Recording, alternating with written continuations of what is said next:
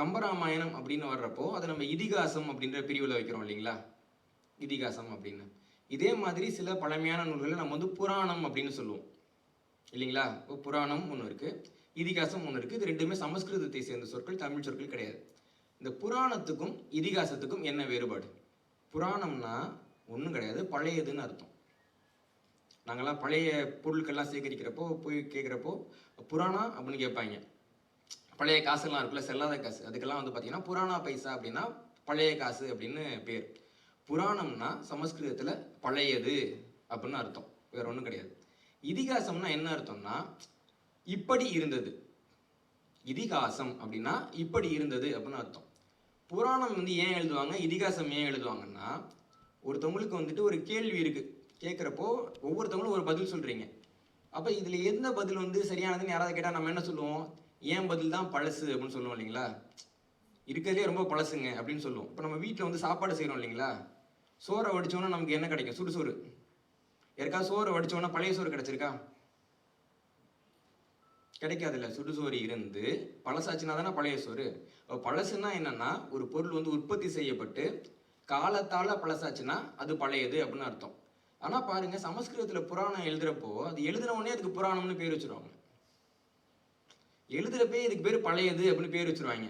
ஏன்னா அப்போதான் நம்ம கேள்வி கேட்க மாட்டோம் அப்படின்னு. அப்போ புராணம் எதுக்கு எழுதுவாங்கன்னா, ஒரு ஒரு தேடலுக்கான ஒரு பதிலை கொடுக்குறப்போ அது பழமையான பதில், இதை ஏற்றுக்க அப்படின்றதுக்காக கொடுக்கப்படக்கூடியதுக்கு பேர் புராணம் அப்படின்னு பேர். இப்போ கோயிலுக்கெல்லாம் போகிறவங்களுக்கு தெரியும், ஸ்தல புராணம்னு எழுதியிருப்பாங்க. ஒரு கோயில் இருக்கும், அதை நல்லா கட்டியிருப்பாங்க. யார் கட்டினாருன்னு நமக்கு தெரியாது. உண்மையாகவே யாராவது ஒருத்தவங்க காசு போட்டு தான் கட்டியிருப்பாங்க. இந்த ஸ்தல புராணம் எழுதுகிற பண்ணாடைங்கள்ட்ட போய் கேட்டால் என்ன சொல்லுவானுங்கன்னா, ஒரு ஊரில் ஒரு ராஜா இருந்தார், அவருக்கு இந்த நோய் வந்துட்டு இந்த கோயில் உண்டியில் தான் வந்து காசு போட்டார், அவரு குணமாயிட்டு. அதனால் நீங்கள் என்ன பண்ணுங்க, இந்த கோயிலுக்கு வந்து கும்பிடுங்க, காசு போடுங்க அப்படின்ட்டு. திருக்கோட்டிக்காவல் அப்படின்னு ஒரு கோயில் இருக்குது தமிழ்நாட்டில். அந்த கோயிலில் பார்த்தீங்கன்னா ராஜராஜ சோழனுடைய சிலையும் இன்னொரு சோழ அரசருடைய சிலையும் இருக்குது. ஏன்னா இதெல்லாம் வந்து அவங்க திருப்பணியில் நடந்த கோயில். இப்போ அந்த கோயிலுக்கு போயிட்டு அந்த சிலை எங்கே இருக்குன்னு கேட்டால் யாருக்குமே தெரியாது. அதுக்கு பதிலாக அந்த கோயிலில் என்ன விசேஷம் அப்படின்னு கேட்டிங்கன்னா என்ன சொல்லுவாங்கன்னா, இந்த கோயில் வந்துட்டு யமதர்மனுக்கு ரொம்ப விசேஷங்க. யமதர்மனை கும்பிட்டீங்க அப்படின்னா உங்களுக்கு வந்து மரணமே வராது. பாருங்க, மரணமே வராததுக்கு நம்ம ஊரில் ஒன்று கண்டுபிடிச்சிருக்காங்க. மரணமே வராது, வந்து கும்பிட்டுங்கன்னு கூப்பிட்டு போய் காமிக்கிறாங்க. பார்த்தா யமதர்மனா இருக்குது ராஜராஜ சோழனோட சிலை, சித்திரகுப்தனா இருக்குது இன்னொரு சோழனோட சிலை. இதுக்கு ஒரு தலப்புராணம் எழுதியிருக்கிறானுங்க உட்காந்து. இந்த கோயிலுக்கு வந்துட்டு இப்படி நடந்தது, இந்த யமதர்மர் வந்து காப்பாத்தினாருன்னு எழுதி வச்சிருக்கிறானுங்க.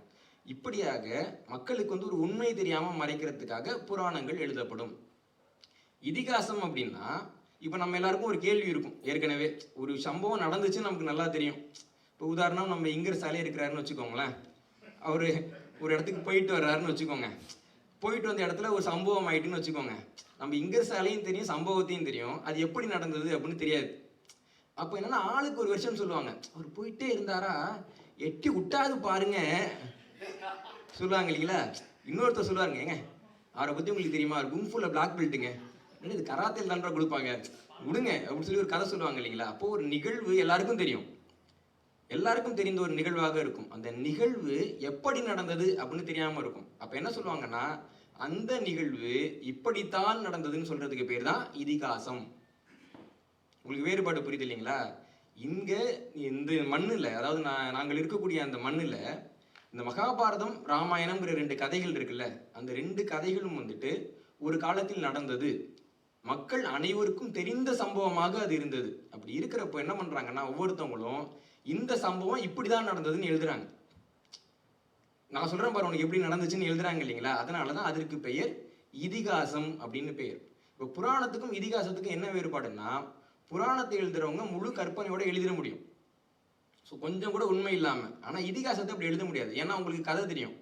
நீங்கள் திடீர்னு போயிட்டு ராமர் இருக்காருல்ல, அவர் தான் வந்துட்டு சீதையை கடத்தினார்னு சொன்னால் என்ன ஆகும்? யாரும் ஒத்துக்க மாட்டாங்க இல்லைங்களா? அப்போது அந்த கதையை நம்ம மாற்ற முடியாது. அந்த கதையில் இருக்கக்கூடிய சில கதாபாத்திரங்களை மாற்றலாம், சில சம்பவங்களை மாற்றலாம், நமக்கு தேவையான மாதிரி கொஞ்சம் எழுதலாம். ஒரு உதாரணத்துக்கு, தமிழ்நாட்டில் இருக்கக்கூடிய ராமாயணத்தில் மிகச்சிறந்த கதாபாத்திரம் யாருன்னு நினைக்கிறீங்க? என்னடா கேள்வி இது, ராமாயணம்னாலே ராமர் தானே சிறந்த கதாபாத்திரம் அப்படின்னு நினைக்கிறோம் இல்லைங்களா? எதுவும் கிடையாது. பரதன். பரதன்னா கம்பர் எழுதின ராமாயணத்திலேயே மிகச்சிறந்த கதாபாத்திரம். இப்போ வந்துட்டு ஒரு நபரை புகழ்றோம்னு வச்சுக்கோங்களேன், நம்ம என்ன அதாவது 2 நபர் இருக்காங்க, அதில் ஒருத்தவங்களும் நம்ம ஒப்பிடணும். இப்போ வந்துட்டு சிவாஜி கணேசனை புகழுன்னா அவர் வந்து 2 எம்ஜிஆருக்கு சமங்க அப்படி நடிப்பார் அப்படின்னு சொல்லுவாங்க இல்லைங்களா. இதே எம்ஜிஆர் புகழ்னா அவர் 4 சிவாஜிக்கு சமமாக ஸ்டைலாக இருப்பாருங்கன்னு சொல்லுவாங்க இல்லைங்களா. இதில் ராமாயணத்தில் இந்த எண்ணிக்கையை வைத்து புகழப்படக்கூடியவன் வந்து பரதன். ராமனை பெற்ற அம்மா வந்து பரதனை பார்த்து சொல்றாங்க, எண்ணில் கோடி ராமர்கள் வரினும் அண்ணல் நின் அருளுக்கு அருகாவரோ அப்படின்னு கேட்குறாங்க. கோடிக்கணக்கான ராமன் கூட வரலாம் அந்த மண்ணில், ஆனா பரதனே உனக்கு இருக்கக்கூடிய அந்த அன்பும் அருளும் இருக்குல்ல, அதுக்கு 1 கோடி ராமன் வந்தாலும் ஈடாகாது என்று சொன்னது ராமனை பெற்ற தாய். கம்பர் எழுதுறார் இல்லைங்களா. இதுக்கு காரணம் என்னன்னு பார்த்தீங்கன்னா, நம்ம வந்துட்டு ராமர் வந்து ஆட்சிக்கு வந்த வரைக்கும் பேசுவோம், ராமர் ஆட்சி எப்படி இருந்ததுன்னு நம்ம பேச மாட்டோம். இப்போ கொஞ்சம் பேர் வந்து ராமர் ஆட்சியை கொடுக்குறேன்னு சொல்லி தான் இந்தியாவில் ஆட்சியில் இருக்கிறாங்க. ராமர் எப்படி ஆட்சி பண்ணாருன்னு அவங்களும் சொல்ல மாட்டாங்க, நம்மளும் கேட்க மாட்டோம். ராமர் நல்லா ஆட்சி பண்ணியிருந்தா இந்தியாவுக்கு வந்துட்டு ராமர் கண்டம்னுங்க பேர் வச்சிருக்கோம், ஏன் பரத கண்டம்னு பேர் வச்சாங்க இல்லைங்களா.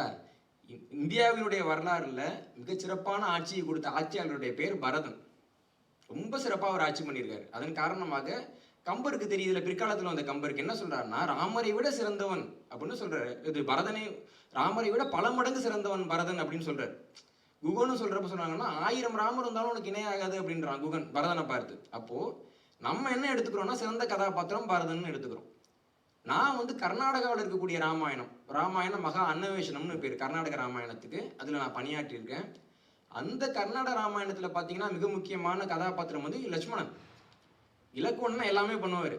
நீங்கள் பார்த்தீங்கன்னா அதாவது 2 சில படங்கள்லாம் எடுப்பாங்க, ஒரு கதாநாயகன் பெரிய ஆள் ஒருத்தர் வயசானவராக போட்டுட்டு ஒரு சின்ன பையன் தான் எல்லா வேலையும் பார்க்குறான்ற மாதிரி படம் எடுப்பாங்கல்ல, அந்த மாதிரி தான் இருக்கும் நமக்கு கன்னட ராமாயணம் பார்க்குறப்போ. எல்லா வேலையும் லட்சுமணன் தான் பண்ணுவார். ராமர் வந்து அதை பண்ணியா இதை பண்ணியான்னு கேட்பார். இது கன்னடம். இதே தாய்லாந்தில் இருக்க ராமாயணத்தை பார்த்தீங்க அப்படின்னா அதில் மிக முக்கியமான கதாபாத்திரம் வந்துட்டு அனுமன். தாய்லாந்தில் அனுமனுக்கு அவ்வளோ கோயில் இருக்குது, அவ்வளோ பக்தர்கள் இருக்கிறாங்க. இஸ்லாமியர்களாக மாறினாலும் அவங்க அனுமனையும் கருடனையும் கும்பிட்டுக்கிட்டு இருக்காங்க. தாய்லாந்தினுடைய நாணயத்தெல்லாம் பார்த்தீங்கன்னா உங்களுக்கு கருடனுடைய சின்னம் தான் இருக்கும். என்னன்னு கேட்டாங்கன்னா, இந்த கதைக்கும் மதத்துக்கும் சம்மந்தம் இல்லைங்கன்றாங்க அவங்க. அது ஒரு வகையில் நியாயமானதும் கூட. இப்படி ஒவ்வொரு ராமாயணமும் அந்தந்த ஒரு கதாபாத்திரத்தை வந்து முதன்மையாக எடுத்துக்கிட்டு மாற்றி மாற்றி எழுதப்படுது. இதை நம்ம பார்க்குறப்போ நம்ம புரிஞ்சிக்க வேண்டிய முதலாவது செய்தி என்னன்னா, கம்பர் வந்து வால்மீகியை பார்த்தலாம் ராமாயணம் எழுதலை. வால்மீகி வருவதற்கு முன்பாகவே இந்தியாவில் நிறைய ராமாயணங்கள் இருந்தன. முதல்ல இந்த ராமாயணம்ங்கிற கதையை ஒரு மதத்துக்குள்ள கொண்டு வர முயற்சி செய்த மதம் வந்து பௌத்த மதம். அவங்க வந்து என்ன பண்றாங்கன்னா, தசரத ஜாதகான்னு ஒரு புத்தகம் எழுதுறாங்க. தசரதனோட கதையை பாருங்க அப்படின்ட்டு புத்த மத ரீதியில அவங்க எழுதுறாங்க. பின்னாடி ஆரியர்கள் என்ன பண்றாங்கன்னா, நம்ம மதமா பயன்படுத்தலாம் போல இருக்குன்னு சொல்லிட்டு அவங்க வந்துட்டு ராமாயணம்ன்ற இந்த கதையை வந்து எழுதுறாங்க. அது அப்படிதான் வால்மீகி ராமாயணம்ங்கிறது வருது. ஆனால் இந்த உண்மையான ராமாயணம்னு ஒன்று இருக்கும்ல, இப்போ எங்க கிட்ட அந்த கதையில கொஞ்சம் இருக்கும், உங்ககிட்ட கொஞ்சம் கதையில கொஞ்சம் இருக்கும் இல்லைங்களா. அந்த உண்மையான ராமாயணம் என்பது எப்பொழுதோ நடந்த ஒரு நிகழ்வுடைய தொடர்ச்சிங்கிறத நம்ம மறந்துடக்கூடாது. எதுக்கு தமிழர்களுக்கு ராமாயணம் முக்கியமானது? நமக்கு ஒரு கேள்வி இருக்கு இல்லைங்களா. ராமாயணம்ன்றது ஏதோ ஒரு கதை. ராமர் அயோத்தியில வந்து அரசாட்சி செஞ்சுட்டு இருந்தவர். அவரோட கதை எதுக்கு நமக்கு முக்கியம் அப்படின்னு பார்த்தீங்கன்னா, இந்த கேள்விக்கான பதில் நமக்கு வந்து 12வது நூற்றாண்டு வரைக்கும் பெருசாக தெரியாது. 12வது நூற்றாண்டு வரைக்கும் நமக்கு சங்க இலக்கியத்திலே ராமரோட பற்றின கதையை பற்றின குறிப்புகள்லாம் இருக்குது. ஆனால் நமக்கும் அந்த கதைக்குமான தொடர்பு என்னன்னு நமக்கு தெரியாது. ஏன்னா இங்கேருந்து ராமாயணங்கள் வந்து அவ்வளோ பிரபலமாக இல்லை. அப்படி இருக்கிறப்போ கம்பர் வந்து பார்த்துட்டு ஒரு விஷயம் கவனிக்கிறார். வடக்கில் இருக்கக்கூடிய எல்லா ராமாயணத்திலையும் இலங்கை என்பது இப்போ இருக்கக்கூடிய ஸ்ரீலங்காவை குறிக்கலை. அந்த படைகள் பார்த்தீங்கன்னா ஒரிசாவை தாண்டியே கீழே வரல. அவங்க ஒரிசாவுக்கு மேலே இருக்கக்கூடிய ஒரு தீவு பகுதியை தான் வந்துட்டு இலங்கைன்னு குறிக்கிறாங்க. சமஸ்கிருதத்தில் லங்கானா தீவுன்னு அர்த்தம். அது நாட்டோட பேரே கிடையாது. ஸ்ரீலங்கானா திரு தீவு. இப்போ ஊர் பேர் சொல்லுவாங்கல்ல, ஆரூர்ங்கிறது ஊர் பேர், திருவாரூர்னு சொல்லுவாங்கல்ல, திரு சேர்த்து ஸ்ரீலங்கான்னு சொல்லிட்டு இருந்தாங்க. இப்போ கம்பருக்கு என்னன்னா, இவ்வளவு புகழ்பெற்ற கதையில் வந்து பெரும்பகுதி தென்னிந்தியாவில் நடந்திருக்குது, தமிழ்நாட்டில் நடந்திருக்குது. ஆனால் இது தமிழ்நாட்டில் தான் நடந்தது, இந்த இலங்கைக்கு தான் போனாங்க அப்படின்னு வடக்கில் யாருக்கும் தெரியல.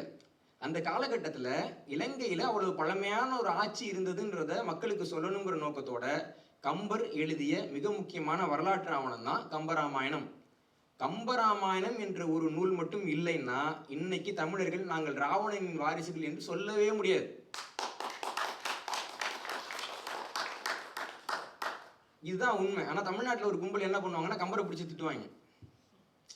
பக்தி நூல் எழுதியிருக்கிறாரு அப்படின்ட்டு. கம்பர் வந்து வரலாற்று நூலே எழுதட்டுங்க. வரலாற்று நூல் எழுதுனாருன்னா இன்னைக்கு நமக்கு கிடைக்குமா? எவ்வளோ பேர் எழுதியிருப்பாங்கல்ல. இப்போ நான் உங்கள்ட்ட ஒரு கேள்வி கேட்குறேன். நமக்கு சங்க இலக்கியங்கள்லாம் கிடைச்சது இல்லை.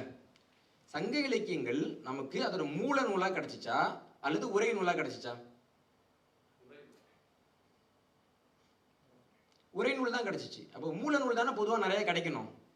ஏன் உரை நூல் கிடைச்சதுன்னா, மூல நூலை இவங்களாம் அழிக்கிறாங்க. அழிக்கிறப்போ மூல நூல் ஏற்கனவே படிச்சவன் இருப்பான்ல, அவன் அதை மறக்க மாட்டேன்றான்.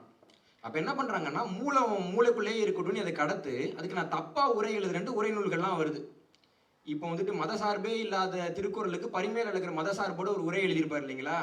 அந்த மாதிரி உரை எழுதப்படுது. அந்த உரைகளில் இருந்து தான் நமக்கு மூலம் கிடைத்தது. மூல நூல்கள் நமக்கு நேரடியாக கிடைக்கவே இல்லை. உங்களுக்கு சிக்கல் புரியுது இல்லைங்களா? நமக்கு கிடைத்தது எல்லாமே இதிகாசம் தான். சங்க இலக்கியமே நமக்கு இதிகாசமாகத்தான் கிடைத்தது. அதில் இருந்து தான் நம்ம மூலத்தை எடுத்தோம். அப்போ ராமாயணத்திலேயே நம்ம அப்படி என்ன பண்ணியிருக்கணும்னா, கம்பர் காட்டிய வழியில நின்று உண்மையான ராமருடைய கதைங்கிறது எப்படி நடந்தது, எங்க நடந்தது அப்படின்னு நம்ம எடுத்திருந்தோம்னா, இன்னைக்கு இந்த ராமாயணத்தினுடைய கதை நமக்கு சொந்தமா இருந்திருக்கும். இன்னைக்கு ராமாயணத்தை கையில் எடுத்து யார் யாரோ என்னென்ன வேலையெல்லாம் பண்ணிட்டு இருக்காங்க நமக்கு தெரியும் இல்லைங்களா? அந்த வேலைகளை எல்லாம் நாம் தடுத்து இருக்கலாம். ஆனா நம்ம என்ன பண்றோம்னா, நமக்கு பகுத்தறிவு முத்தி போய் இதெல்லாம் கற்பனை அப்படின்னு சொல்லிட்டோம். நல்லா கவனிங்க. தமிழ்நாட்டில் வந்து ஒரு அற்புதமான ஒரு வாதத்தை முன் வைப்பாங்க. ராமாயண கற்பனை, ராமர் கற்பனை, ஆனா ராவணன் மட்டும் உண்மைமானுங்க. நடந்த கதை இல்ல, அதுல ஒரு கதாபாத்திரம் இல்ல, ரெண்டாவது கதாபாத்திரம் மட்டும் எப்படிங்க இருக்கும்? யாராவது கேள்வி கேட்டிருக்கோமா? அப்ப நடந்தது அனைத்துமே உண்மை. அதனால அது எப்படி நடந்தது, யாருடைய ஒரு பார்வையிலேருந்து எழுதப்பட்டது அப்படிங்கிறதா இங்க நம்ம கவனிக்க வேண்டிய செய்தி. இதுல ராமாயண மூத்ததா மகாபாரதம் மூத்ததாங்க?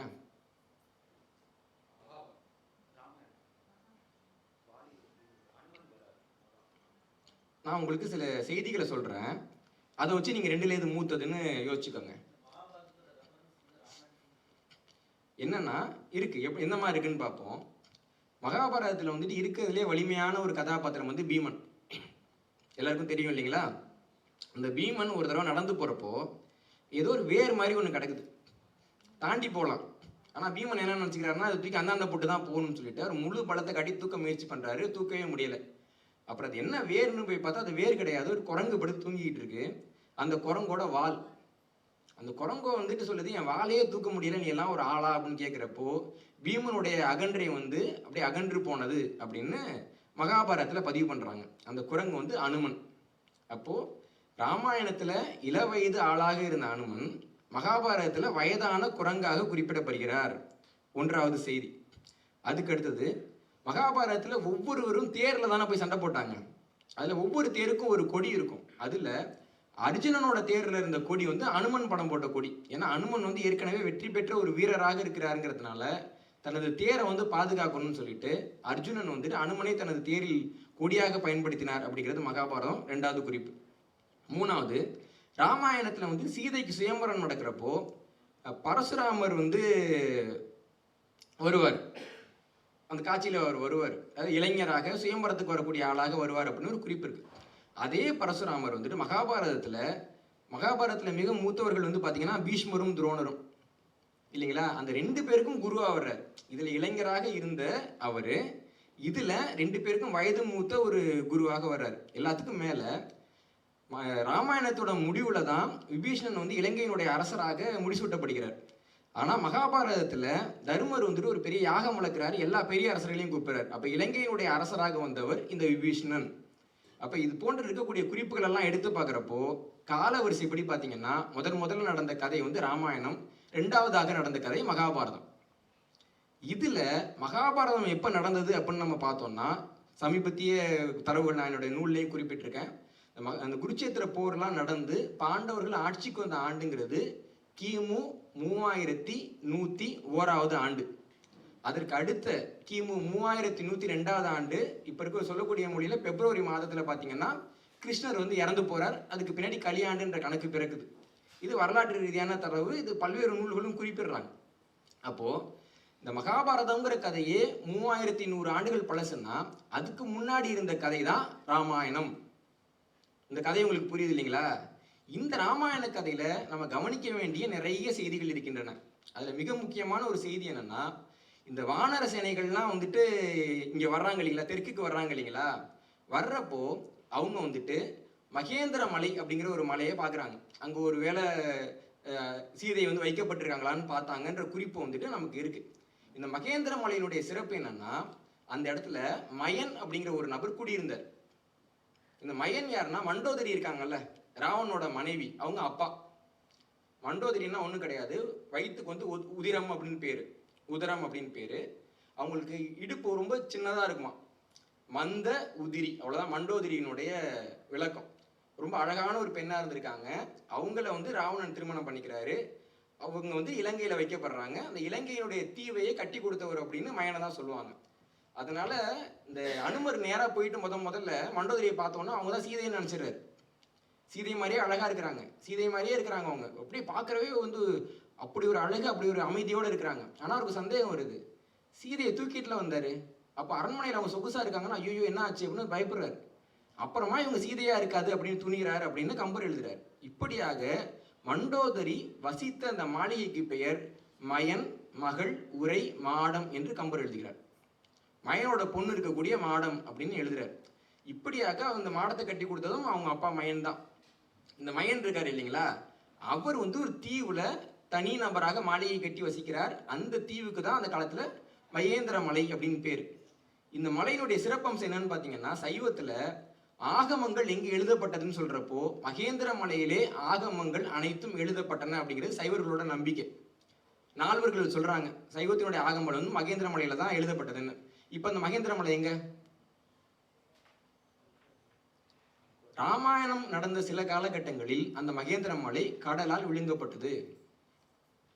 கடலால் அது விழுங்கப்பட்ட பின்னாடி தமிழர்கள் என்ன பண்றாங்கன்னா, மகேந்திர மலையில அந்த மகேந்திரன் இருந்து எல்லாருக்கும் கல்வி கொடுத்தாரு இல்லைங்களா, ஒரு பெரிய ஒரு கட்டுமான பொறியியலாளர். அவர் தான் முதல்ல காலக்கணக்கு உருவாக்குறாரு, ஒரு பெரிய நபர் அவர். அப்ப அவரை வந்துட்டு அவர் தெற்குல இறந்து போனவர் அப்படின்ற பெயர்ல தெக்கண மூர்த்தி அப்படின்னு பெயர் வச்சு இன்னைக்கு வரைக்கும் ஒவ்வொரு கோயில்கள்லையும் அந்த மகேந்திர மலை தமிழ்நாட்டுக்கு எந்த திசையில இருந்ததோ அந்த திசையில நம்ம கோயில் கட்டி வழிபாடு செய்து கொண்டு வருகிறோம் அந்த மயன்கிற நபரை. எவ்வளவு பேருக்கு இது தெரியும்னு தெரியல. கோயிலுக்கு போனா தட்சணாமூர்த்திக்கு சந்நிதிக்கு போயிட்டு வரோம்னு போறமே தவிர அவர் யார், அவர் எதுக்காக அவருக்கு கோயில் கட்டி கும்பிடுறோம் யாராவது யோசிச்சோமா? அவர் தான் முதல்ல நமக்கு இந்த எல்லாத்தையும் வடித்து கொடுக்கிறார். இந்த மலைப்பகுதி வந்துட்டு கடலுக்குள்ள போன பின்னாடி என்ன ஆகுதுன்னா, இந்த மயன் வழியில வந்தவங்க தமிழ்நாட்டில் இருந்துட்டு வடக்குல இருக்கக்கூடிய பகுதிகளுக்கு புலம்பெயர்ந்து போறாங்க. இப்போ இலங்கையில வந்து ஒரு பிரச்சனை வந்தப்போ தமிழர்கள் வசிக்கக்கூடிய தமிழ்நாட்டுக்கு எல்லாரும் வந்தாங்க இல்லைங்களா, அந்த மாதிரி தெற்குல ஒரு பிரச்சனை வர்றப்போ நிலம் வந்து கடலுக்குள்ள மூழ்கிறப்போ வடக்கு பகுதியில் இருக்கக்கூடிய தமிழர்கள் கிட்டக்க இந்த மயன் இனத்தை சேர்ந்தவங்க போய் சேர்றாங்க. வடக்குல இருந்த தமிழ் இனத்தை சேர்ந்தவர்களுக்கு தான் நாகர்கள் அப்படின்னு பெயர். இந்த நாகர்கள் இருக்காங்க இல்லைங்களா, அவங்களாம் காட்டுல வசிக்கக்கூடிய மக்கள். அப்படி இருக்கிறப்போ அங்க திங்கள் வனம்னு ஒரு பெரிய காடு இருக்கு வட இந்தியால, பெரிய காடு, ரொம்ப நல்ல பகுதி. அந்த பகுதியை பிடிச்சி அங்க ஒரு புதிய சாம்ராஜ்யத்தை உருவாக்கணும்னு அர்ஜுனன் முடிவு பண்றப்ப என்ன பண்றாருன்னா, அந்த இடத்து மேல ஒரு பெரிய போர் தொடுத்து அந்த இடத்தை எரிக்கிறார். அங்க இருந்த வனத்துக்கு பேர் காண்டவ வனம் அப்படின்னு பேரு. அந்த காண்டவ வனத்தை தனது வில்லால் எரித்ததனாலதான் அர்ஜுனனுக்கு காண்டீவன் என்று பெயர், அவனது வில்லுக்கு காண்டீபம் என்று பெயர். மகாபாரதத்துல இருக்கு. இந்த திங்கள் வனத்தை எரிக்கிறப்போ அங்க ஒரே ஒரு நபர் வந்துட்டு அவங்களுக்கு உயிரோட கிடைக்கிறாங்க. கிடைச்ச அந்த நபர் வந்துட்டு கிருஷ்ணர் கிட்ட சொல்றாரு, நீங்க மட்டும் என்ன உயிரோட விட்டுட்டீங்க, ஏதாவது உதவின்னா கேட்க சொல்லுங்கன்னு சொல்றாரு. சொன்ன உடனே அர்ஜுன சொல்றான், நீ எல்லாம் ஒரு ஆள், என்ன எனக்கு உதவி, எனக்கு உதவியே வேணாம் போன்னு சொல்றப்போ கிருஷ்ணர் வந்து சொல்றாரு, இல்ல அவன் ஒரு மயன், அவன்கிட்ட உதவி வேணான்னு சொல்லாத, ஏதாவது ஒரு உதவி கேட்கணும் அப்படின்னு சொல்றாரு. அப்ப என்ன உதவி கேட்கலான்னா, நீ வந்து காட்டை அழிச்சு ஒரு நாட்டை உருவாக்கிட்ட சரி, அந்த நாட்டுக்கு மாளிகை எங்க இருக்குன்னு கேட்கிறாரு. மாளிகை இல்லை. அப்ப என்ன சொல்றாங்கன்னா, நீங்க ஒரு அழகான மாளிகையை இங்க கட்டி கொடுங்க அப்படின்னு சொல்றாங்க. ஏன்னா இலங்கையே கட்டிய மயன் வழியில் வந்தவருங்கிறதுனால அவர்கிட்ட ஒரு மாளிகை கட்ட சொல்றாங்க. உடனே அவர் ஒரு மிகப்பெரிய மாளிகையை கட்டி வைக்கிறார். கட்டின உடனே அந்த மாளிகையோட திறப்பு விழாவுக்கு தான் இவங்க வந்துட்டு கௌரவர்களை கூப்பிடுறாங்க. கௌரவர்கள் உள்ள வந்து பாக்குறப்ப பாத்தீங்கன்னா அந்த மாளிகையினுடைய தரை சில இடங்கள் அப்படியே கருங்கல் மாதிரி இருக்கு. காலை வைக்கிறப்போ துரியோதனை கீழே விழுந்துடுறான். தண்ணி மாதிரி இருக்கு, சுத்திட்டு போறாங்க, பார்த்தா அது தரை. அப்போ மேலே இருந்துட்டு துரியோதனன் இப்படி அவமானப்படுறதெல்லாம் பார்த்து திரௌபதி விழுந்து விழுந்து சிரிக்கிறாங்க. சிரிக்கிறப்பதான், நீ இவ்வளவு சிரிக்கிறல்ல, உன்னை அவையில வச்சு நான் அவமானப்படுத்துவேங்கிற ஒரு சபதத்தை துரியோதனன் மேற்கொள்கிறான். அதனால உருவானதுதான் மகாபாரதம். புலவர்கள் ரொம்ப எளிமையா சொல்லுவாங்க, ஒருத்தி சிரிக்கக்கூடாத இடத்தில் சிரித்தால் அது மகாபாரதம். ஒருத்தி சிரிக்க வேண்டிய இடத்திலே சிரிப்பை தொலைத்தால் அதுதான் ராமாயணம் அப்படின்னு சொல்லுவாங்க. இரண்டுக்குமான ஒற்றுமை. அப்ப இவ்வளவும் நடந்த கதை இருக்குல்ல, தெற்கில் நடந்த கதை, தெற்கோடு தொடர்புடைய கதை. தெற்கை சேர்ந்த மயன் என்பவர் தான் முதல்ல வடக்குல மாளிகை கட்டினார். வட இந்தியாவுடைய முதல் மாளிகைங்கிறது மயன் கட்டினது தான். இப்படி இவ்வளவு பெரிய வரலாறு நமக்கு தெற்குக்கும் வடக்குக்கும் நடுவில் இந்த மகாபாரதத்திலையும் ராமாயணத்திலையும் இருக்கு. தமிழர்கள் 5000 ஆண்டுகளுக்கு முன்பாக வாழ்ந்தவர்கள் நம்ம பேசுறோம் இல்லைங்களா? நம்ம சங்க இலக்கியங்களை வச்சு 2000 ஆண்டுக்கு முன்னாடி இருக்க வரலாறு பேச முடியும்.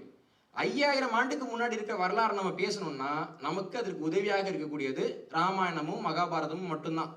ஆனா இவங்க பேச்சு கேட்டு நம்ம என்ன பண்ணிடுறோம்? கம்பராமாயணன்றது ஒண்ணும் இல்லைங்க, வால்மீகி எழுதினதை கம்பர் வந்து டிரான்ஸ்லேஷன் பண்ணி போட்டார். ஜாக்கி சான் படத்தை டப்பிங்ல விட்டாங்கன்ற அளவுக்கு தான் நமக்கு ஒரு புரிதல் இருக்கு. ஆனா கம்பராமாயணம் என்பது வால்மீகி ராமாயணத்துடைய மொழிபெயர்ப்பு கிடையாது. வால்மீகி ராமாயணத்தில் சொல்லப்பட்ட செய்திகள்ல இருந்துட்டு முரண்பட்ட பல செய்திகளை வந்து கம்பர் குறிப்பிடுறார். ஏன்னா கம்பர் எழுதின காலகட்டமே வேற. வால்மீகி ராமாயணத்துல ராமர் என்பவர் அசைவம் சாப்பிடக்கூடியவர். 7 இடங்களை ராமர் சாப்பிட்டாருன்னு எழுதுறாரு வால்மீகி. எல்லாமே அசைவம் தான் சாப்பிட்றாரு. சீதை வந்துட்டு மானை பார்த்து சாப்பிட தான் ஆசைப்படுறாங்க. கதைப்படி சீதைக்கு வந்துட்டு மான் கறி நல்லா இருக்கும். இன்னமும் இலக்கியக்காரங்க சொல்லுவாங்க மான் கறி ரொம்ப நல்லா இருக்கும்ட்டு. நான் சாப்பிட்டதில்லை. மான் கறி மேல ஆசைப்படுறாங்க. அதற்காக மான் மேல அம்பு போட போனவர் தான் ராமர். கம்பர் இங்க எழுதுறப்போ அவருக்கு சிக்கல் வருது. ஏன்னா கம்பரோட ராமர் வந்து சைவம். ராமாயணம் முழுக்க, கம்பராமாயணம் முழுக்க என்ன கடவுளாயிட்டார் அது கட்டி ராமர். அப்ப என்ன பண்ணா அவர் அசைவம் சாப்பிட்டாரு, மானை சாப்பிட்றதுக்காக துரத்துனாருன்னு எழுத முடியாது. அப்போ சைவத்துல தான் அவர் சாப்பிட்டாரு, அது பொன் மான், தங்கத்தால மான் வச்சு ராமர் பின்னாடி போனாரு கம்பர் மாத்தி எழுதுறாரு. அது காலகட்டம்ங்கிறது கம்பருக்கு மாறி இருக்குது. இன்னும் நிறைய சவால்கள் இருக்கு. இருந்தாலும் கூட வால்மீகி ராமாயணம் மட்டும் ராமாயணம் இல்லை, தெற்குக்குன்னு ஒரு ராமாயணம் இருக்கு என்பதை உறுதி செய்வதற்காகத்தான் கம்பர் தன்னுடைய ராமாவதாரம் ஒரு நூலை எழுதுறார். இன்னைக்கு நம்ம அந்த நூலை பத்தி தான் பேசிட்டு இருக்கோம்.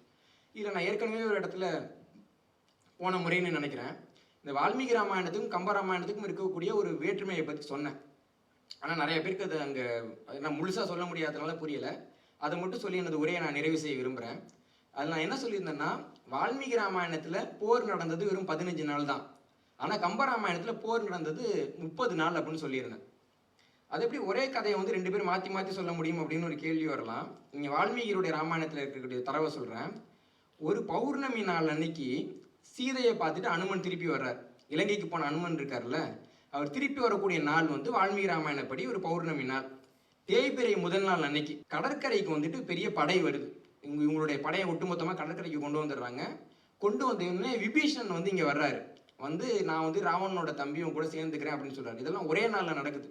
ஒரு நாளில் யாரும் படையை கொண்டு வந்து குவிக்க முடியாதுன்னு நம்ம எல்லாருக்கும் தெரியும். இருந்தாலும் வால்மீகியுடைய கதைப்படி ஒரு நாளில் அது நடக்குது.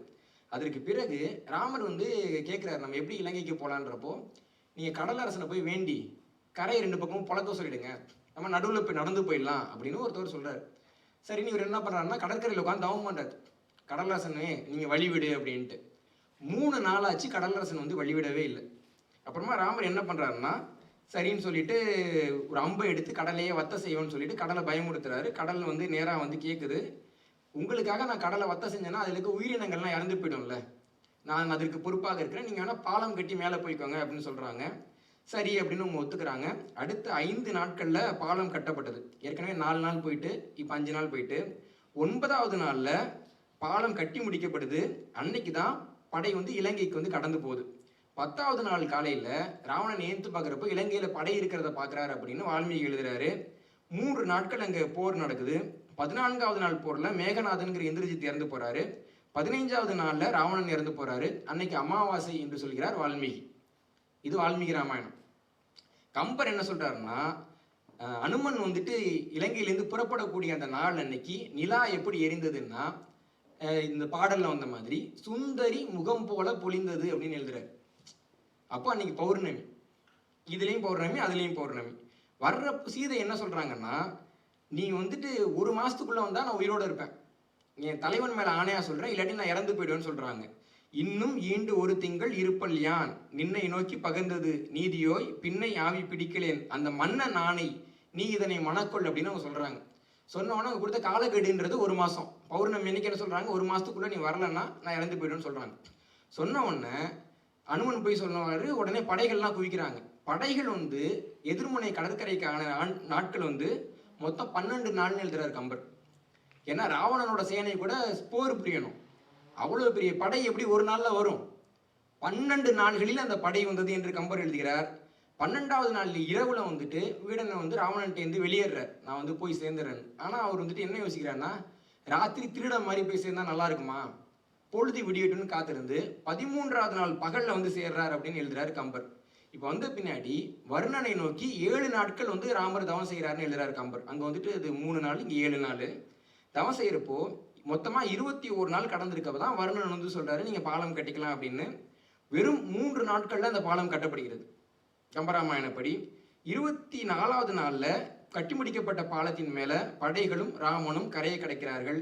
25வது நாள்ல ராவணன் வந்து சுவேத மலைங்கிற மலை மேல ஏறி பார்க்கிறாரு, பெரிய படை தெரியுது. அப்ப அந்த படையில இருக்க சுக்ரீவன் என்ன பண்றான்னா, ஏன்னா குரங்கு இல்லைங்களா கதைப்படி, அவர் வந்து மேலே எழும்பி ராவனுடைய கிரீடத்தை தட்டி விடுறாரு. தட்டி விட்டோன்னா ராவன் ரொம்ப கோவப்படுறாரு ராவணன். அப்போ இந்த சுக்ரீவனோட அப்பா வந்து கதைப்படி பார்த்தீங்கன்னா சூரியன். அவர் சூரியன் வந்து ஐயோ ராவணன் நம்ம மேல கோச்சுப்பானு நினைச்சு மறைஞ்சிட்டான், அப்படியாக அன்னைக்கு இரவு வந்தது என்று எழுதுகிறார் கம்பர். இதுக்கு பின்னாடி 26வது நாள்ல தான் போர் நடக்குது. எடுத்த உடனேயே ராமரும் ராவணனும் மோதிக்கொள்கிறார்கள். அன்னைக்கு தான் வந்து ராவணத்தினுடைய ஆயுதங்கள்லாம் இழக்கிறான். இன்று போய் போருக்கு நாளை வாயின நல்கிலன் நாகிலன் கமிகள் வாழை தவறு கோசல நாடுடைய வள்ளல்னு சொல்லக்கூடிய அந்த மாபெரும் ஒரு சம்பவம் வந்துட்டு அந்த 26வது நாளில் நடக்குது. 27வது நாளில் கும்பகரன் வதை, அன்னைக்கு தான் மேகநாதனும் கலைப்படுகிறார். 28ஆம் நாளில் படைத்தலைவர்கள் எல்லாம் இறந்து போறாங்க. மேகநாதன் அஸ்திரம் தீர்ந்து போகுது.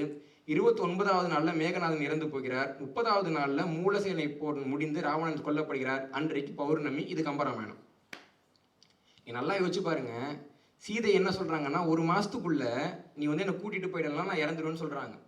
சொன்ன உடனே 15 நாள்ல கூட்டிட்டு போயிட்டா படம் நல்லா இருக்குமா? என்னங்க கடைசி ரயில் ஏறினா தானங்க கதாநாயகன் இல்லைங்களா? அப்போ இங்க பாத்தீங்கன்னா 30 நாள் கெடு கொடுக்குறாங்க. 30வது நாள் அன்னைக்கு தான் அவங்க வந்து சேர்ந்தாங்க அப்படின்னு கம்பர் எழுதுறாரு. இப்படி கம்பராமாயணத்துக்கும் வால்மீகி ராமாயணத்திற்கும் நிறைய வேறுபாடுகள் உண்டு. நம்ம புரிஞ்சிக்க வேண்டியது என்னன்னா, ராமாயணம் என்பது ஒரு காலத்தில் நடந்ததாக இந்திய மக்களால் பரவலாக நம்பப்பட்ட ஒரு சம்பவம். அது எப்படி நடந்ததுன்னு நமக்கு தெரியாது, எவ்வளவு பிரம்மாண்டமா நடந்ததுன்னு தெரியாது. ஆனால் அந்த சம்பவம் நடந்தது. அந்த சம்பவம் நடந்ததுனால தான் நம்ம ராவணனின் பிள்ளைகள் இல்லைங்களா? அந்த சம்பவம் நடக்கலன்னு சொன்னா நம்ம யாரு? அப்போ அந்த காலகட்டத்தில் கிமு 3100ங்கிற காலகட்டத்தில் இந்த நாட்டு எல்லைக்குள்ள, அதாவது இந்திய நாட்டினுடைய எல்லைக்குள்ள ஆரியர்கள் வரவில்லை. அன்னைக்கு பிராகிருதம்னு ஒரு மொழி கிடையாது, சமஸ்கிருதம்னு ஒரு மொழி கிடையாது, சிங்களர்னு ஒரு இனம் கிடையாது, தெலுங்கர்னு ஒரு இனம் கிடையாது, கன்னடர்னு ஒரு இனம் கிடையாது, மலையாளின்னு ஒரு இனம் கிடையாது. அன்னைக்கு இது எல்லாமே இல்லாத காலகட்டத்தில் தமிழ்நாட்டில் இருந்த இந்தியாவில் இருந்த அத்தனை பேருக்கும் ஒரு இனமாக இருக்கத்தான் வாய்ப்பு இருக்குது. அவர்கள் அனைவரும் தமிழர்களாகத்தான் இருந்திருக்க முடியும். அந்த காலகட்டத்தில் இந்தியாவே உலுக்கிய ஒரு மாபெரும் போர் நடந்தது. அந்த போரில் வெற்றி அடைந்தவன் ராமன், தோல்வி அடைந்தவன் ராவணன். இதான் இங்க நடந்த சம்பவம். இந்த சம்பவத்தை இன்னைக்கு நாம இவ்வளவு காலம் கடந்து பேசுவதற்கு காரணமாக இருக்கக்கூடியவன் கம்பன் என்ற ஒரே ஒரு ஒற்றை தமிழன் மட்டும்தான். இதான் உண்மை. நீங்க எவ்வளவு பேர் வந்து கம்பராமாயணம் படிச்சிருக்கீங்கன்னு எனக்கு தெரியல. ஏன்னா ஒரு இது வந்துட்டு என்ன சொல்லிட்டாங்கன்னா, கம்பராமாயணம் வந்து மத நூல்னு சொல்லிட்டாங்க. நானும் சின்ன வயசுலலாம் அப்படி நம்பியிருக்கேன். பின்னாடி போய் பார்த்தா சென்னை கம்மன் கழகம்னு ஒன்று, முதல்ல பெரிய கம்மன் கழகம் அதுதான் இந்தியாவிலேயே உலகத்திலேயே. அந்த கம்மன் கழகத்தை யாரா தொடங்கினாங்கன்னு பார்த்தா மூமு இஸ்மாயிலுங்கிறவர் தொடங்கி வச்சார். சரி, அப்படி கம்மன் கழகத்தில் வந்து ஒரு பட்டிமன்றம் நடந்தது. யார் தலைவர்னு பார்த்தா சாலமன் பாப்பையா அதுக்கு தலைவராக உட்காந்துருக்காரு. மூமு இஸ்மாயில், சாலமன் பாப்பையா, கம்பராமாயணம். எனக்கு ஒன்றும் புரியல. அதுக்கு பின்னாடி தான் தெரியுது கம்பரை வந்து அந்த ஒரு வட்டத்துக்குள்ள நம்ம அடைக்கிற முடியாது. கம்பராமாயணம் என்ற நூல் எழுதப்பட்ட பின்னாடி தான் சீரா புராணம் எழுதப்படுது. கம்பராமாயணத்தை கம்பர் எப்படி எழுதினாருன்னு பார்த்து, குலை குலை தெரியும் சிந்தன் குழுமலர் காவை நோக்கார், பொலிமலை அறிவு நோக்கார், புறத்தின நிழலை நோக்கார், செலுமிகள் கவிகை உள்ள சிறிதரும் மீந்தின் செங்காய் மலையென பொலிவு நோக்கார், மானையை நோக்கி சென்றார்னு சீரா புராணம் எழுதுறாங்க. அதே மாதிரி ரச்சன்ய யாத்திரிகம்னு ஒரு நூல் கிறிஸ்தவர்கள் வந்து கட்டாயம் படிக்க வேண்டிய நூல். அதுல இயேசுவோட தியாகத்தை எப்படி சொல்றாங்கன்னா, தன்னறிய திருமேனி சதை புண்டு தவிப்பெய்தி பன்னறிய பலபாடு படும்போதும் பரிந்தைந்தாய் இன்னதென அறிகிறார் தாம் செய்வது இவர் பிழையை மன்னியும் என்று எழிற்கனிவாய் மலர்ந்தார் நம் அருள் வள்ளல் அப்படின்னு எழுதுறாரு. அது எழுதின ஒரு பேர் கிருஷ்ண பிள்ளை. அவருக்கு தமிழ்நாட்டில் பேர் கிறிஸ்தவ கம்பர் அப்படின்னு பேர். கிறிஸ்தவ கம்பர், கிருஷ்ண பிள்ளை அப்படின்னு சொல்லுவாங்க. அப்போ கம்பராமாயணம் என்பது ஒரு மத நூல் அப்படின்னு கருதி இருந்தாங்கன்னா, அதிலிருந்து இஸ்லாமியர்கள் ஒரு நூலையும் கிறிஸ்தவர்கள் ஒரு நூலையும் எழுதியிருக்க மாட்டார்கள். கம்பராமாயணம் என்பது தமிழினுடைய ஆகச்சிறந்த ஒரு இலக்கிய நூல். அந்த இலக்கிய நூலில் தமிழர்களுடைய வரலாறும் கொஞ்சம் இருக்கின்றது. இப்போ நான் வந்து தமிழ்நாட்டில் எந்த ஒரு இப்போ நம்ம கண்ணதாசனை பற்றி பேசிகிட்டு இருக்கோம். கண்ணதாசன் அவர்கள் வந்து ரொம்ப நிறைய நல்ல நல்ல பாடல்கள்லாம் எழுதியிருக்கிறாரு. இந்த பாடல்களுக்கு வரி எங்கேருந்து எடுத்தாரு? ராமர் வந்துகிட்டு இருக்கிறாருங்க. வர்றப்ப பார்த்தீங்கன்னா ராமர் ரொம்ப அழகாக இருக்கிறப்போ கையை ஒருத்தன் பார்க்குறான், கண்ணை எடுக்கவே முடியல, கையே பார்த்துட்டு இருக்கான். காலை ஒருத்தன் பார்க்குறான், காலை பார்த்துக்கிட்டே இருக்கிறான். தோலை ஒருத்தன் பார்க்குறான், தோலையே பார்த்துக்கிட்டு இருக்கான். கடைசியில் பார்த்தா ராமர் யாருமே முழுசா பார்க்கலையாம். தோல் கண்டார் தோளே கண்டார், தொடு கடல் கமலம் மன்ன கால் கண்டார் காலே கண்டார், தடக்கை கண்டார் மக்தே, வாழ் கொண்ட கண்ணார் யாரோ வடிவனை முடியே கண்டார் அப்படின்றார். கண்ணில் எவனுக்கா கத்தி இருந்தாச்சா கட் பண்ணிட்டு அடுத்தது போய் பார்க்கலாம். எவனுக்கு கண்ணில் கத்தி இல்லை, அதனால ராமனை யாருமே பார்க்கல அப்படின்னு கம்பர் எழுதுறப்போ பின்னாடி இந்த கண்ணதாசன் என்ன எழுதுறாரு? தோல் கண்டார் தோளே கண்டார்னு எழுதுறாரு. இப்போ கம்பன் இல்லாட்டி எது கண்ணதாசன் இல்லைங்களா? அப்போ உயர்ந்த இலக்கியங்கள்லாம் எங்கேருந்து பிறக்குதுன்னா நம்முடைய இலக்கியங்கள்ல தான் பிறக்குது. ஒரு கவிஞர் வந்துட்டு ஒரு பாடல் எழுதுறார், சுரதான்னு நினைக்கிறேன். மின்னல் கண்டு தாளை மலர்வது போலே உன்னை கண்டு நானும் மலர்ந்தேனேன்னு எழுதுறாரு. தாழம்பு பார்த்துருக்கீங்களா? எப்போ மலரும்னு யாருக்கும் தெரியாது. ஆனால் சுரதா என்ன எழுதுறாருன்னா மின்னல் அடித்தா தாழம்பு மலரும்னு எழுதுறாரு. உடனே இன்னொருத்தர் போயிட்டு, யோ மின்னல் அடிக்கிறதே எவனும் பார்க்க முடியாது, தாழம்பு காட்டுக்குள்ளே இருக்குது, காட்டுக்குள்ளே இருக்கிற தாழம்பு மின்னல் அடித்தா மலருன்னு உனக்கு எப்படியா தெரியணும்னா எனக்கு என்னங்க தெரியும், சங்க இலக்கியத்தில் இருந்துச்சு எடுத்து எழுதுனேன். நாளைக்கு யாராவது தமிழில் பாடல் எழுதினாலும் கம்பனில் இருந்து மட்டும்தான் எழுத முடியும். அதுதான் கம்பன். அப்போது நம்முடைய மொழியினுடைய உயர்வு இருக்குல்ல. இன்றைக்கி ஆங்கிலத்தில் அவ்வளோ எழுத்தாளர்கள் வந்துட்டாங்க. ஆனால் ஷேக்ஸ்பியர் யாராவது படிக்காமல் இருக்கிறாங்களா? படிக்கிறாங்க. கொல்கத்தாவில் ஷேக்ஸ்பியர் பேரில் ஒரு தெரு இருக்குது இந்தியாவில். ஆனால் தமிழர்கள் என்ன பண்ணுறோம்னா ஒரு இலக்கியம் அப்படின்னா அது பழசு, நம்ம வாழ்க்கைக்கு எதுக்கு அப்படின்னு விட்டுட்டு போயிடுறோம். எவ்வளவு பழையதாக இருந்தாலும் சரி, நம்ம இங்கெல்லாம் நான் பார்க்குறேன், இந்த ஒயின்லாம் வச்சுருப்பாங்க. பழைய ஒயினுக்கு தான் மதிப்பு அதிகம்னு சொல்லுவாங்க இல்லைங்களா? அது போல தான் பழைய இலக்கியங்களும். இந்த இலக்கியங்களை வந்துட்டு நம்ம ஊன்றி படிக்கிறப்போ எங்களுக்கெல்லாம் என்ன ஒரு இது இருக்குன்னா, இப்போது சில பேர் வந்து நல்லா சாப்பிடுவாங்க. அவங்க இன்னொருத்தனை சாப்பாடு கூப்பிட்டு வந்து சாப்பிட்டு பாரு இது நல்லாயிருக்கும், இது சாப்பிட்டு பாரு இது நல்லாயிருக்கும் அப்படிம்பாங்க. நீங்கள் பார்த்துருக்கீங்கல்ல? சில பேருக்கு வந்துட்டு பாட்டு கேட்க பிடிக்கும். நீ உட்காரு, இப்போ பாரு, இப்போ ஒருத்தர் இன்டர்லூட் ஒன்று வரும் பாரு, இப்போ ஒரு ஹை பிச்சில் ஒன்று நோட்ஸ் போடுவார், இப்போ ஒரு ஃப்ளூட் வாசிப்பான் பாரு செம்மையாக இருக்கும் அப்படிம்பாங்க. என்னன்னா அவங்களுக்கு தெரிகிறதா உங்களுக்கும் சொல்லி அவங்க அனுபவிக்கிற அந்த மகிழ்ச்சியை உங்களையே அனுபவிக்க முடிகிறதுல ஒரு மகிழ்ச்சி, மகிழ்வித்து மகிழ்தல் அப்படின்னு சொல்லுவாங்க. அதே மாதிரி தான் இந்த இலக்கியங்களை படிக்கிறப்பையும் ஒரு மகிழ்ச்சி கிடைக்கும். இப்போ நாங்கள்லாம் ஒரு நாளைக்கு உட்காந்து 10 மணி நேரம் 13 மணி நேரம் வரைக்கும் படிச்சிருக்கேன். 13 மணி நேரம் கேட்பாங்க, எப்படி படிக்கிறீங்க, உங்களுக்கு தலைவலிக்காதா அப்படின்ட்டு. எனக்கு படிக்கலைன்னா தான் தலைவலிக்கும் இல்லைங்களா? ஏன்னா படிக்கிறதுல ஒரு பெரிய இன்பம் இருக்குது. இன்றைக்கி வரக்கூடிய தலைமுறையை புத்தகத்தையே எடுக்க மாட்டேன்றாங்க அப்படின்னா நம்ம வந்து அவங்களை அவ்வளோ கொடூரமான புத்தகங்கள்லாம் படிக்க வச்சுருக்கோம். தமிழ்நாட்டில் பாட நூல்னு ஒன்று எழுதி வச்சுருக்கானுங்க, அவ்வளோ மோசமாக இருக்குது. அது ஒரு பாட நூல்னா அதை படித்த உடனே அடுத்தது என்னன்னு தோணணும் இல்லைங்களா? ஒரு கதை எழுதுகிற மாதிரி எழுதணும் இல்லைங்களா? இப்போ என்ன பண்ணுறாங்கன்னா அது மோசமாக இருக்குன்னா அதில் படங்கள்லாம் போட்டு நிரப்பி மேற்கோள்லாம் போட்டு நிரப்பி இவங்க விட்டா அந்த கையில் இருக்கக்கூடிய அந்த சிறைக்கான விலங்கு இருக்குல்ல, அது கலர்லாம் வண்ணம் பூசினா குற்றவாளி அவனே மாட்டிப்பான்னு நம்புவாங்க போல இருக்கு. பாடநூல்கள் அவ்வளோ மோசமாக இருக்குது. கவிக்கு அப்துல் ரஹ்மான் வந்து சொல்லியிருப்பார், புத்தகங்களே கவனமாக இருங்கள், எங்கள் குழந்தைகளை கிழித்து விடார்கள் அப்படின்னு எழுதியிருப்பார் இல்லைங்களா? அப்போ நம்ம எது நல்ல வாசிப்புன்னா இந்த மாதிரி இலக்கியங்களை படிக்க சொல்லுங்கள். இப்போ புரியலைன்னா கூட ஒரு 6 மாதம் கழிச்சு 1 வருஷம் கழிச்சு ஏதாவது ஒரு நிகழ்வுல வந்து அந்த குழந்தைங்க வந்து யோசிக்கிறப்போ ஏதாவது ஒரு உயர்வான கருத்து எனக்கு வேணும், உயர்வான பெயர் வேணும், ரொம்ப அரிய சொல் எனக்கு வேணும், தமிழனுடைய அழகை நான் அனுபவிக்கணும்னு தோன்றப்போ அவர்கள் அந்த அனுபவத்தை பெறுவார்கள். அதற்கு மாறாக நாம் நமது அடுத்த தலைமுறையை வந்து தமிழினுடைய இன்பமே தெரியாத தலைமுறையாக உருவாக்கிட்டோம்னா அவங்க தமிழை விட்டுட்டு தூரமாக ஓட்டம் பிடிக்கிறத நம்மளால் தடுக்க முடியாது. இந்த கரிகாலன் பேரவை அமைப்பு வந்துட்டு முதலாக என்னை கூப்பிட்டது வந்துட்டு இங்கே கிடையாது. ஒரு ஒரு ஒரு நிகழ்ச்சியில் வந்துட்டு நேரலையில் பங்கேற்கிறதுக்காக கூப்பிட்டாங்க. அந்த நேரலை நிகழ்ச்சியில் நான் கம்பராமாயணம் குறித்து தான் பேசினேன் அன்னைக்கு. அதுக்கு பின்பாக நான் 2 ஆண்டுகள் வேறு நிகழ்வுக்கு நான் இங்கே வந்திருக்கிறேன். இந்த ஆண்டு வந்துட்டு கம்பனுக்கு வந்து விழா எடுக்கிறதுன்னு சொல்லப்போ நான் உண்மையிலே பயந்தேன். ஏன்னா இங்கே நார்வேயில் வந்துட்டு கம்பனை யாருக்கு தெரியும், யார் வாசிப்பாங்க, அதெல்லாம் எனக்கு தெரியல. ஆனால் ஒரே நல்ல விஷயம் என்னென்னா நார்வேயில் நிறைய பேருக்கு சிங்கம் சாரை தெரியும். அதான் உண்மை. நிறைய பேர் அவருடைய முகத்துக்காக அல்லது வந்துட்டு அவருடைய வற்புறுத்தலுக்காக அல்லது கரிகாலன் பேரவைக்காக வெகு சிலர் தமிழுக்காக இங்கே வந்திருக்கிறோம். இதான் உண்மை. ஆனா என்னன்னா, இங்க இருந்து நீங்க எடுத்துட்டு போற செய்தின்றது உங்க வாழ்க்கையில பயன்படும் பொழுது, அடுத்து வரக்கூடிய தொடர்ந்து வரக்கூடிய ஆண்டுகள்ல நீங்க வருவீங்க அப்படின்னு நாங்க உறுதியா நம்புறோம்.